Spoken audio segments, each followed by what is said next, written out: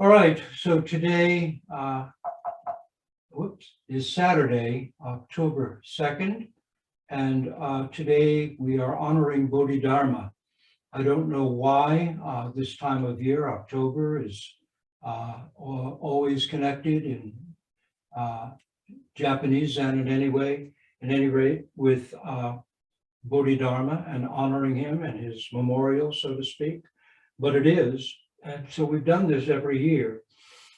Today, I'd like to look at a koan of Bodhidharma, which we've looked at before, but I like to look at things again and hopefully find that my previous view doesn't hold up. To me, that's a good sign that things have gotten clearer. And so what I tend to do is on such events kind of rewrite the Teisho from my perspective these days. And I'm happy to see that things that I thought were important before turn out to be, from this perspective, fluff, can be gotten rid of. And the Teisho can be tighter and more direct. I hope we shall see. What's that line, that wonderful Zen verse? Last year's poverty was not true poverty. Last year, there was room for a gimlet to make a hole. This year, I can't even find the gimlet. So,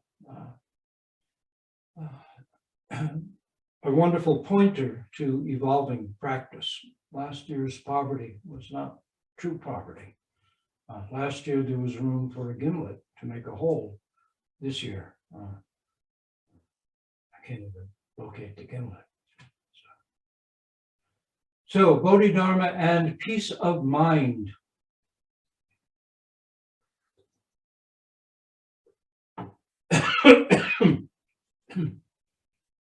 Bodhidharma and peace of mind is case number 41 of the Zen training text, the Wumen Kwan.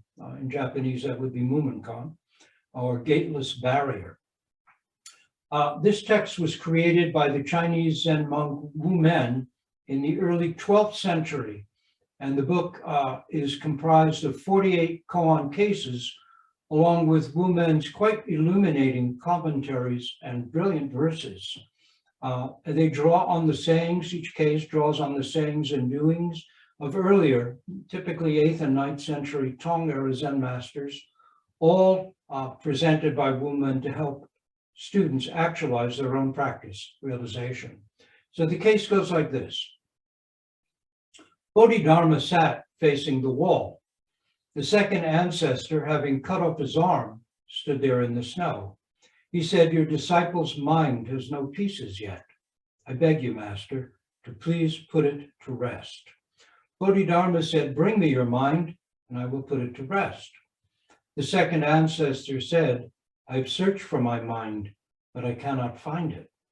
Bodhidharma said, "Then I have completely put it to rest for you." Wu Men's commentary. The broken-toothed old foreigner proudly came over 100,000 miles across the sea. This was like raising waves where there was no wind. Bodhidharma could enlighten only one disciple, and even he was a cripple.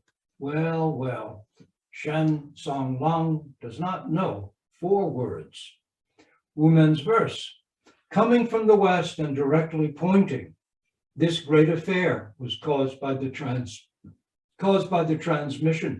The troublemakers who created the stir in Zen circles are, after all, these two. Notes, waco is eka in Japanese, and the last guy, Shen Song Lang, is a folkloric figure who was a superb fisherman and was illiterate. And so Wu Men is calling attention to our attention to the failure of words and abstractions. He was a superb fisherman, and not knowing anything didn't prevent him from being quite successful. So Zen tradition holds that 1,500 years ago, a somewhat mythic Buddhist teacher named Bodhidharma, an ex-Indian prince, no less, at an advanced age, made the then dangerous journey over the seas from southern India to China. directly pointing to mind itself without dependence on special words or approved holy texts, he opened the gateless gate of Zen. Bodhidharma's 4 principles are a special transmission outside sutras, no dependence on words and phrases, directly pointing to the human mind, seeing into one's nature and attaining Buddhahood. Later on in our ceremony, you'll see up on the altar are 2 paintings, one by copies, obviously, of 2 famous Japanese Zen paintings, one of by Sesshu, terrific, important Japanese ink painter, which is a Bodhidharma sitting in his cave in Zazen and Waco, very calmly and neatly presenting his severed arm. As we'll get into it and you'll see what that's about. The other is by Hakuin, one of his wonderfully kind of clangorous and goofy, fierce Bodhidharmas, and written in text by Hakuin. On it is a special transmission in Japanese. You won't be able to read it. I can't either. But it says a special transmission outside sutras, no dependent on words and phrases, directly pointing to the human mind, seeing into one's nature, and attaining Buddhahood. With this 4-point presentation, Bodhidharma opened up his shop and set out his wares. The Zen teaching he presented differed from that of other schools of Buddhist practice. Rather than adding more good things like wisdom and compassion to ourselves, Bodhidharma took everything away so that we might recognize that the mind of wisdom and compassion is something we already have. Excuse me, let me just add a little.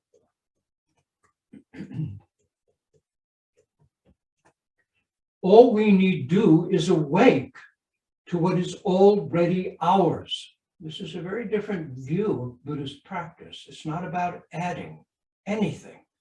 It's not about adding wisdom or adding compassion. All we need to do is awake to what is already truly ours. But just having Bodhidharma's words isn't enough. Faith in Zen means action, not dogma. We must find the jewel that the Lotus Sutra says is already sewn into the lining of our clothes. It is there. That it won't do to simply believe and think we're rich without having real money in the bank. Ongoing Zen practice opens us to intimacy, a pure knowing beyond knowledge. If we persist in our practice, it does so with increasing depth. While this may seem like we're gaining, we're actually losing all that keeps us feeling separated, anxious, alone, without peace of mind. Though it may take time to take hold of it, we have the assurance of those who've walked this path before us that if we keep at it, one day we will see what is right there under our nose, which is why we work with a teacher, because it is surprisingly hard to see what is already under our very nose. Wu Men wrote, because it is so very close, it takes so long to realize.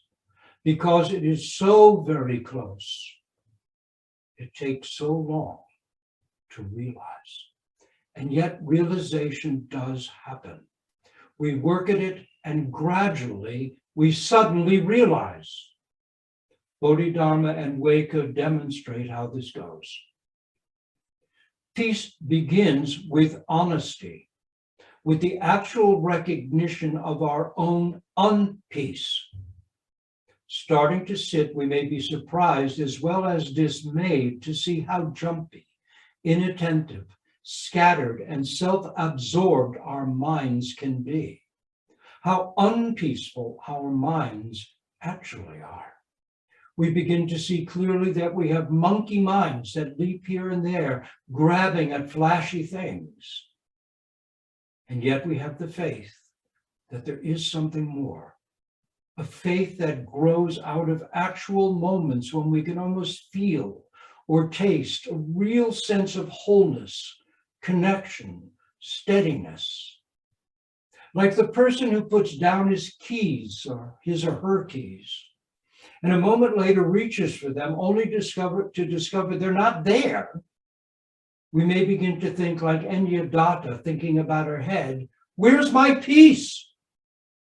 According to what I know from Zen teaching, it's supposed to be right here, but where is it? I don't see it. If you remember the story of Enyadatha in the Three Pillars of Zen, it goes like this. She was said to be a beautiful woman who one day looked in the mirror and found that her head was missing. Panicked, she ran around crying, where's my head? Her friends told her it's right there where it's always been, on your shoulders, but she wouldn't believe them. So to keep her from hurting herself, running around all crazed, they tied her up. Seated quietly, she still felt that her head was gone. Someone then hit her on the head, and with that whack, she cried out, aha, here's my head, here's my head. Then she ran around for a while after that, yelling, I have my head, I have my head. It took her a while to settle down after that and just live an ordinary life with her own head on her shoulders where it had always been. This is a wonderful metaphor for Zen practice and for finding and living from genuine peace. That crazed no peace is the beginning of real peace. Doubt is faith in action. Faith is the ground of doubt. It is not skepticism. And Zen isn't going to help us to avoid difficult questions. Rather, it tells us again and again that if we want real peace, we must plunge into the questions that disturb us the most. Why is there injustice? Why is there greed and evil? Why is there selfishness? Why are there endless wars? Why is there climate destruction of a beautiful planet, supposedly caused by the most intelligent beings on the planet? Why is there misogyny, cruelty, racism? Why indeed is there even suffering? Why is there birth and death itself? Why was I born? Why must I age? Why must I die? Why do I find myself bound and limited when my faith suggests something entirely different?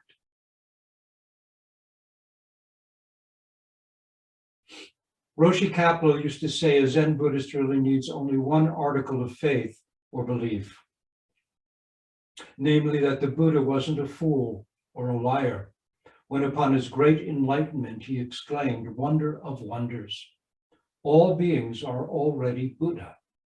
Only their self-centered delusions prevent their attesting to this.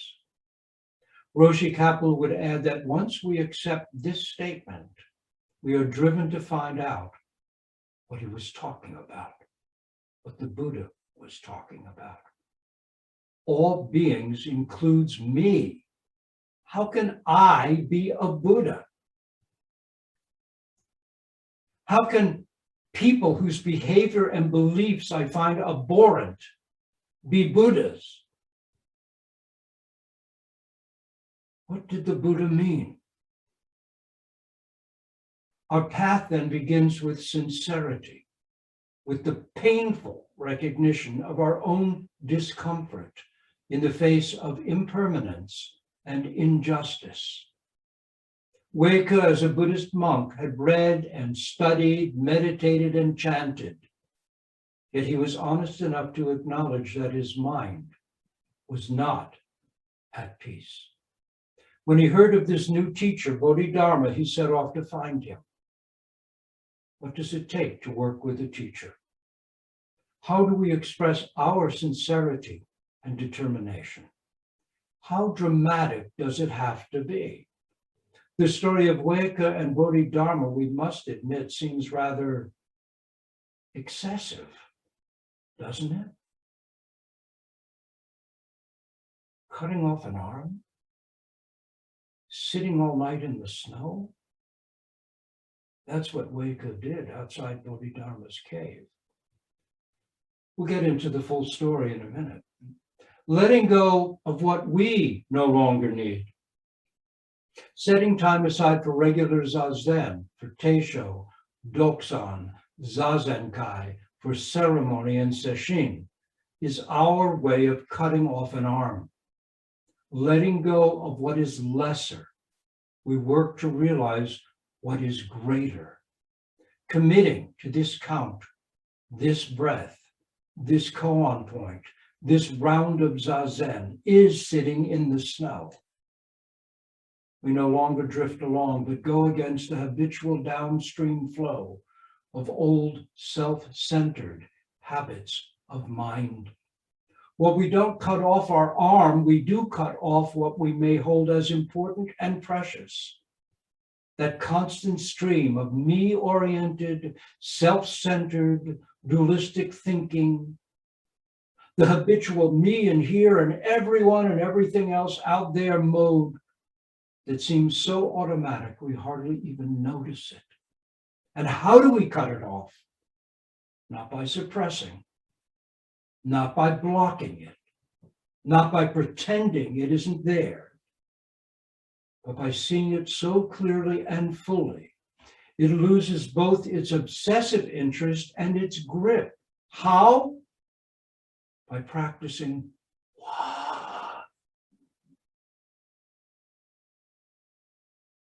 2,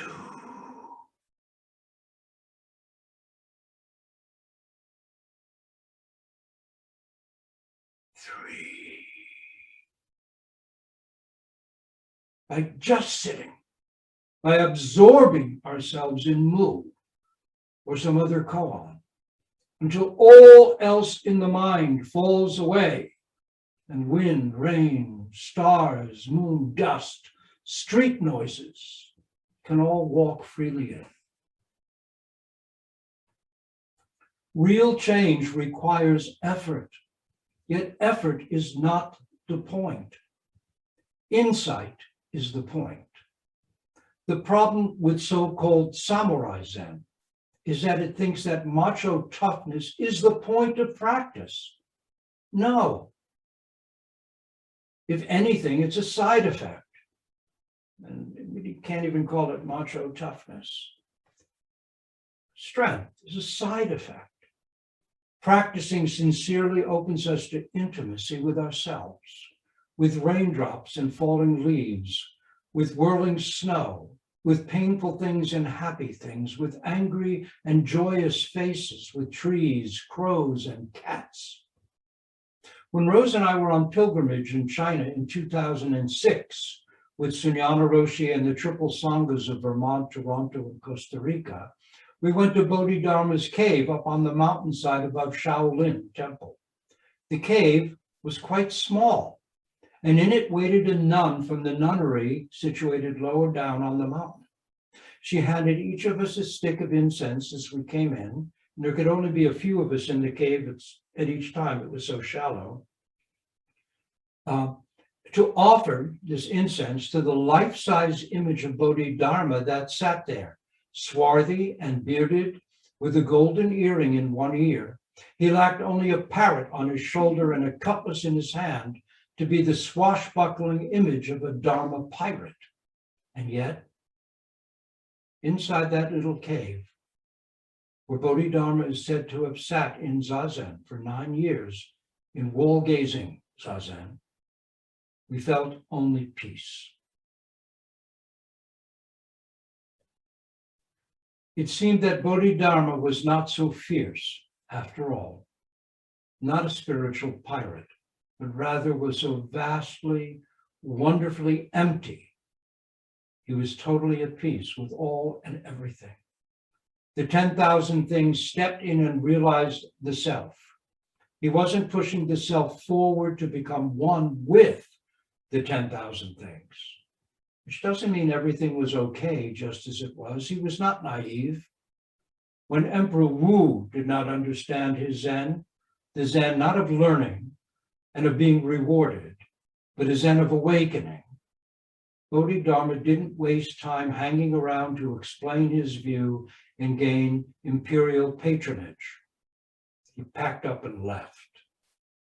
Heike Genroku, Blue Cliff Record, case number 1, Bodhidharma's I don't know. Part of the case goes like this. And hold on a second, I'm going to see if we can move up. Rose, would you get the end of this and look at the sun is making a band across my face. So let's just move the K-show stand forward a bit and see if we can get it out of that. Thank you. Keep going. Okay.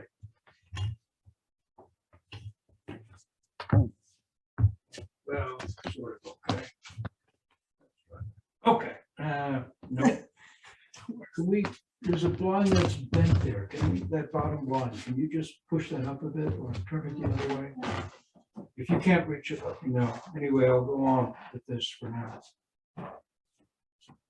It's a little distracting. Yeah. Okay. Can you do that? Yeah. Excuse this for a moment. That's better. Thank you very much. Thank you. So case number 1 in the Heike Genroku Blue Cliff Record goes like this. Emperor Wu of Liang, asked the great master Bodhidharma, what is the first principle of the holy teachings? Bodhidharma said, emptiness without holiness. The emperor said, who is standing before me? In other words, there's no holiness. Aren't you a holy man? So who are you? Bodhidharma replied, I don't know. The emperor did not understand. Thereupon Bodhidharma crossed the Yangtze River and came to the kingdom of Wei. Bodhidharma's I don't know echoes down through the centuries. He was not puzzled. He was not saying, duh. He wasn't saying, gosh, I'm not sure. I better go and meditate some more and find out. What was he saying? There's another koan further on in the Blue Cliff Record that says, not knowing is most intimate. Not knowing is most intimate. Intimate, of course, in ancient Chinese Zen, original Chinese Zen, is is a synonym for realization or enlightenment. Not knowing is most intimate. Who is standing before me? Bodhidharma replied, I don't know. Well, times have changed. You don't need to be a waco to realize that having peace of mind might be a very good thing. Global pandemic, economic instability, corrupt leaders, nuclear weapons, biological catastrophe, climate change, environmental destruction, wars, terrorism, racism, sexism, famines, typhoons, earthquakes, and hurricanes make peace of mind, not just closing our eyes and minds to the threats, make peace of mind a very precious thing. Anxiety is us. Ordinary human intelligence, the anguish of our very human awareness of death, leads us directly into the Buddha's first noble truth. Life as we know it, unawakened life, is filled with anguish. The Buddha did not invent this. It was not a theory. He simply presented his own personal experience of it, and he wasn't alone. In time, the big bad wolf comes to every door, huffs and puffs and blows the house down, except for the house of brick. How do I build such a house, we may think? What is its secret? Why can't it be blown down? And so our search begins. It began in childhood. Why can't that house be blown down? The Buddha started out in a sturdy palace. He was a wealthy and sheltered prince Then he saw clearly and all at once, while still just a young man, that that sturdy house of his could not stand. In the great wind blowing on all beings, it too would be demolished. In time, we all come to see it. Shakespeare has a pun in a song that appears in his play Symboline that goes like this: golden lads and girls all must, like chimney sweepers, come to dust.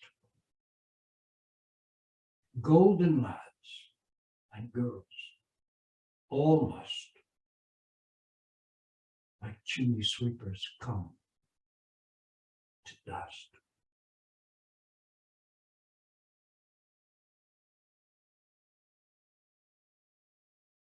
Joseph Campbell wrote in his seminal book, The Hero with a Thousand Faces, that the story of the Buddha's home leaving is the clearest version anywhere of the essential starting point of the hero-heroine myth, for it is our own story, every one of ours.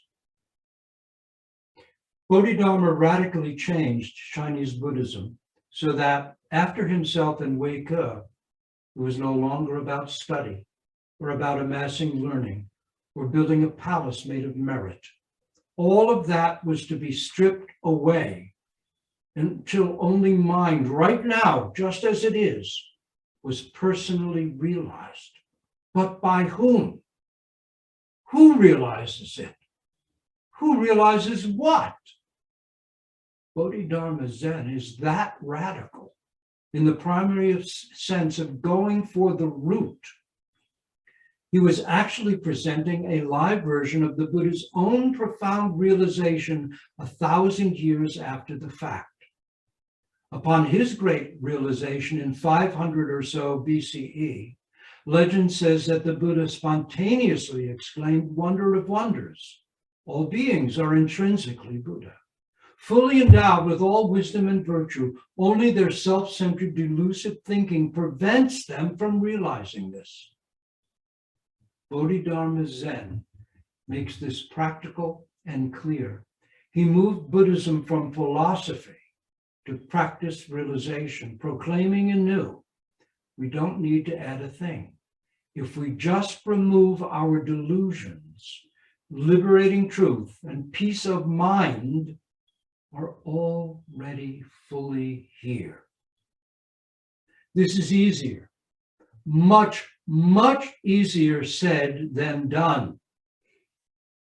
The core delusion of our habitual duality, me in here and everyone and everything else out there, forms the linchpin of our own personal solar system, turning on the unconscious belief that we must be the central sun and all others are so many planets revolving around us.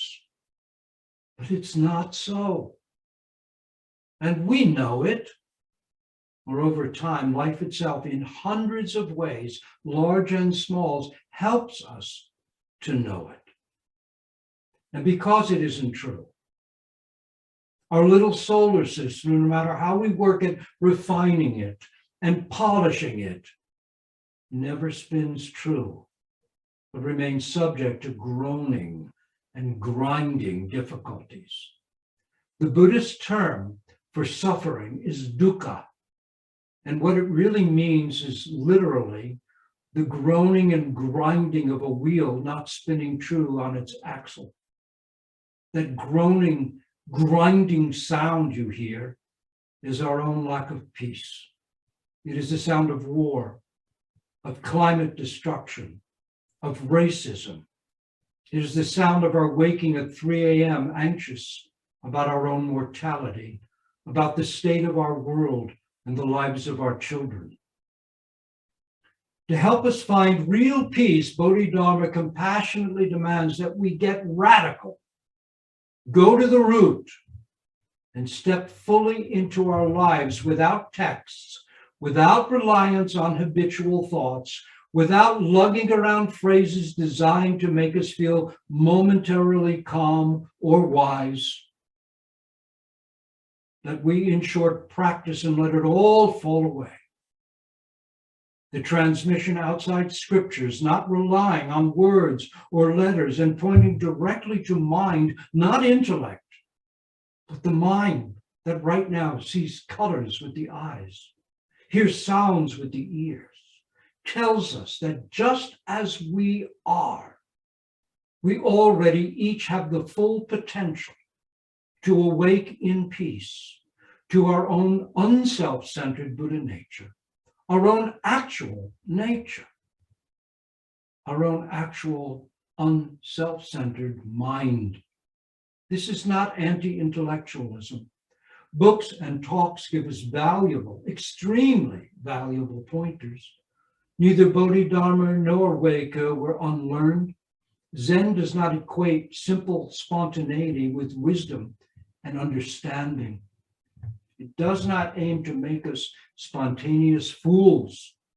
Learning has a deep and valid place, but it is no substitute for personal knowledge. Knowledge of this breath, this morning star, this falling snow, this bitterly cold night on the mountainside. The koan of Bodhidharma and his heir waco plunges us into the heart of it. We are not at peace. How can we attain peace? What do we have to do? Bodhidharma, sensing our sincerity, our hours of standing in the bitter cold in the snow, turns around from his 9 years of facing the wall, and in order to help us, opens up like a clam, showing his guts, and asks, "What do you want?"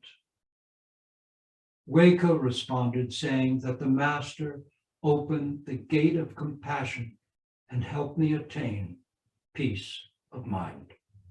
Bodhidharma answered, "How can you, with your shallow mind and weak will, your lack of dedication and determination, hope to attain the lofty way of the Buddhas and ancestors?"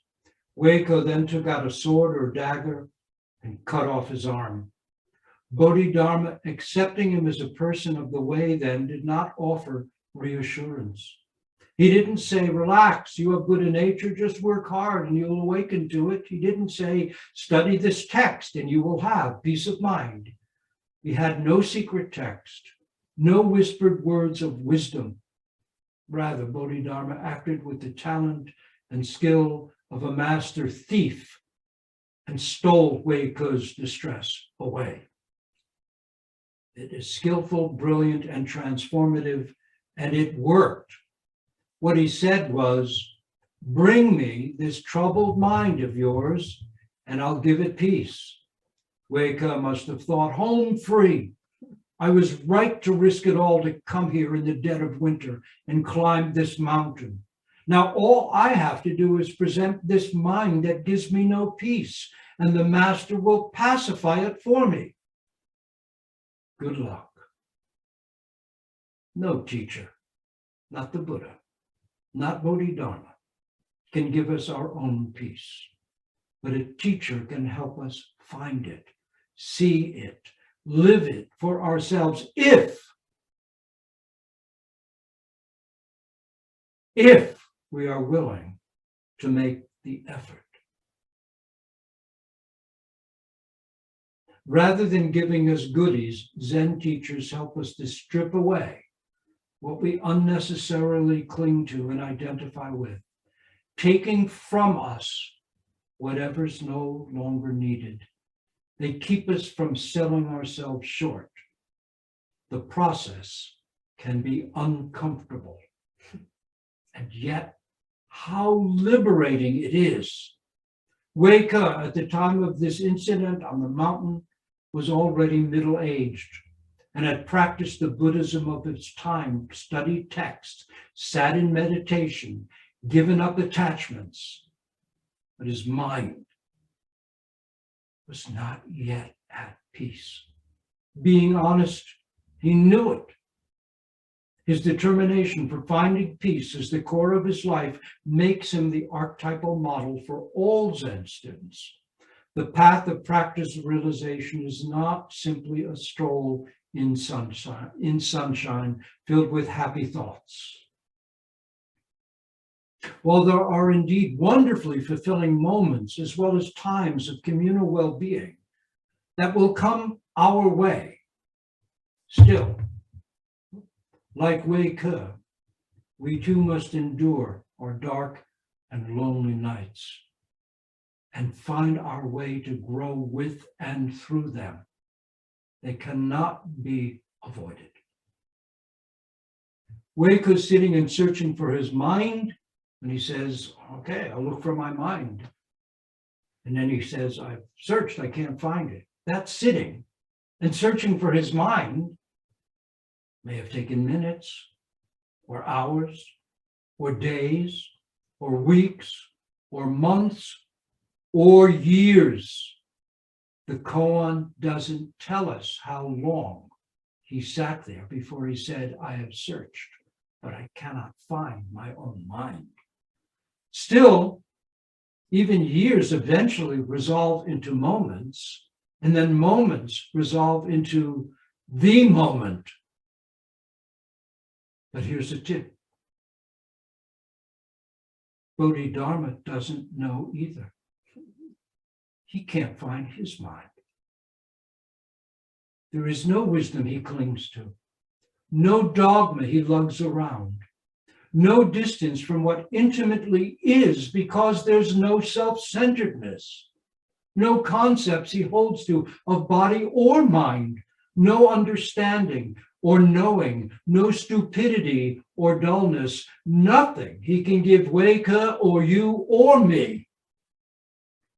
Vastly empty, vastly awake, he completely puts the troubled mind to rest and opens the gateless gate to intimacy where nothing is hidden. What is this intimacy? What is the point of our practice, of yours, and of mine?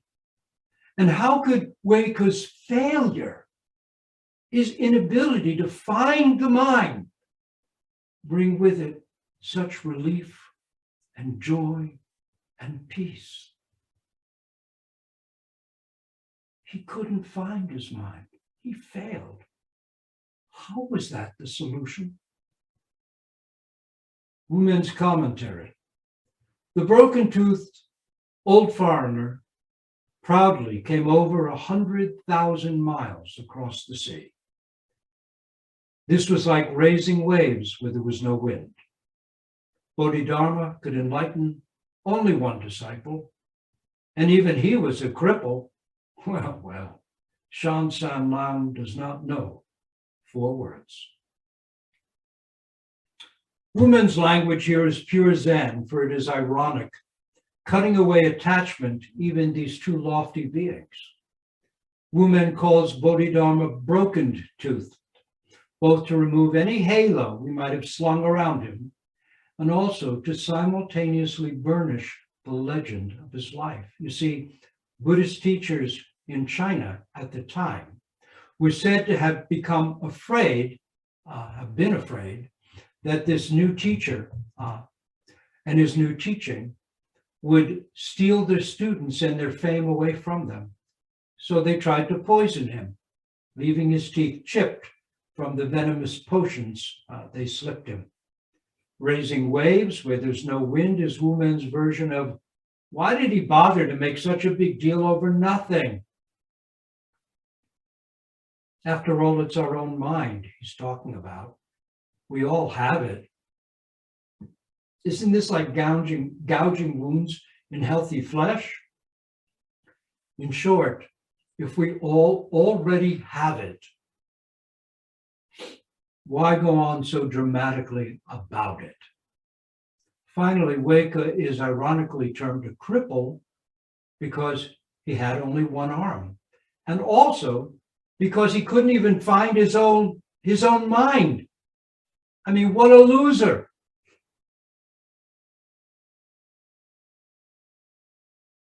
By the way, despite the legend that grew up around it, the reality may have been that waco that his arm was chopped off in an encounter with bandits, and then the legend grew up that he chopped it off as an offering to prove his determination to Bodhidharma.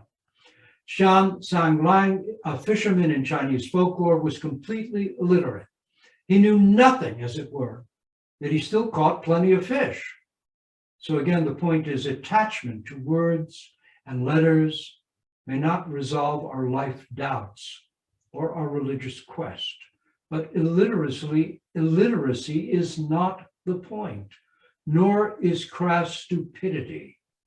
Far, far from it. Such language is part of Zen's mystique. It is designed to free us from attachment to even Zen's founding teachers, as well as from our own encrusted attachment to learning. Zen won't let us settle down with how great they were. Instead, we must set out on the same road as they walked and accomplish what they accomplished, and also find ways to help others do the same. Why? Because it's already who we are. As our Jukai, receiving the precept ceremony, says, the Buddhas and Bodhisattvas of the past were like us, and we will in the future become Buddhas and Bodhisattvas. The Japanese haiku poet Basho wrote, I don't seek to imitate the men of the past. I seek what they sought. I don't seek to imitate the people of the past. I seek what they sought. It's up to each one of us. It's fresh and new right now. Unfortunately, this kind of harsh language about arms being cut off and cripples and such can be misunderstood to mean that Zen is macho and harsh. Now, some teachers, especially long ago, did use harsh methods, but most disciplines back then were taught through physically and mentally demanding apprenticeships, and Zen was simply no exception to this.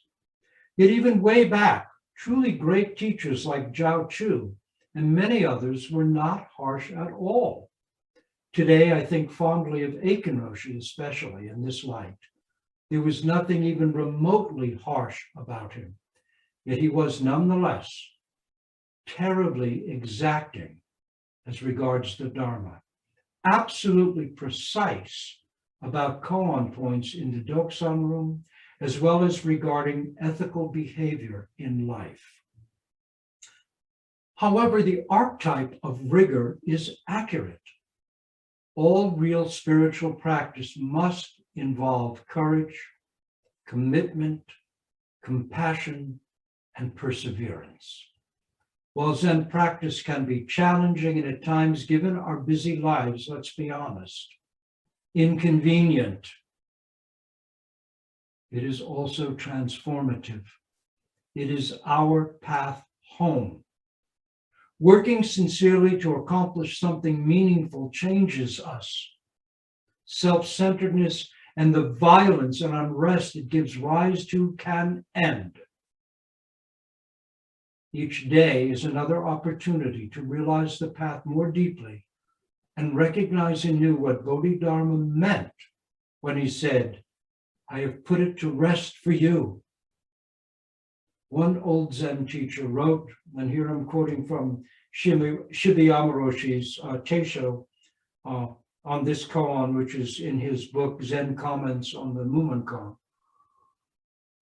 He quotes an old teacher who wrote or said, the snow of Shorin is stained crimson. Shorin is where the mountain that Bodhidharma's cave was in. The temple is Shaolin. Shaolin, yeah, the temple where Kung Fu has been taught for centuries, is where it is. The temple is just down the mountain. And Bodhidharma is seen as kind of the inventor of Kung Fu. Whether that's true or not, I have no idea. No one does really. In any case, the snow of Shorin, in Chinese probably Shaolin, is stained crimson. Let us dye our heart with it. humble though it may be. It stained crimson because Waco cut off his arm standing in the snow there. That's how determined he was. That's how desperate he was to realize the truth. That's how willing he was to give up something dear to him in order to realize the way. The snow of Shorin is stained crimson. Let us dye our heart with it, humble though it may be. We can't do that. Our hearts are much more humble than that. But we can let go of the things we no longer need and make room for practice in our lives. Later, when Waco himself was a teacher, he wandered to the fish sellers' stalls, tea shops, and wine shops, hanging out with lowlifes on street corners. When he was upbraided for this by establishment types who said to him, "Why would you, a man of refinement, learning, and wisdom, do this?" Waco answered, as one old translation put it, "I do it for the sake of my own soul." Or we might say, "I do it to deepen and mature my own practice realization." It was his way.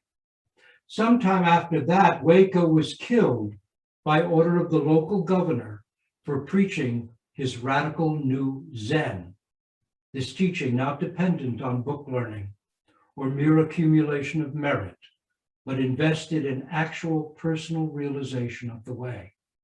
Legend says that his body floated upstream and came to rest at what came to be known as the second ancestor's village. Bodhidharma was the first ancestor, Waco the second.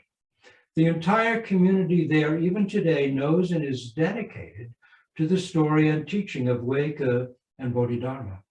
Rose and I, along with Shibuyamaroshi and her Sangha, visited there in 2006, the first Westerners to arrive there. The whole village came out dressed in Buddhist robes that had been hidden away during the Cultural Revolution. It was like walking into an old tale, seeing a legend come to life. Wu Men's verse, coming from the West and directly pointing, this great affair was caused by the transmission. The troublemakers who created the stir in Zen circles are, after all, these two. These two being Bodhidharma and Waco. The stir in Zen circles is what you and I are dealing with right now, today, sitting and practicing, wondering what it's all about, how we ever will realize true peace. Where is this going? And how come I'm making all these sacrifices in my life to realize this? Bows and bows again to these two old troublemakers. I think of John Lewis, who said we should never be too afraid to cause good trouble. In their own time, Bodhidharma and Waco were of that same mind. The Buddha way, Zen tells us, is not far off and is not reserved for special people. It is ours by birthright. At some point, we all recognize the difficulties of this life and are anguished by them. That is our start. All we need to then is simply, as Bodhidharma insists, bring forth our own troubled mind so it can be pacified. That shouldn't be too hard to do, should it? That's where we will end our Teisho today.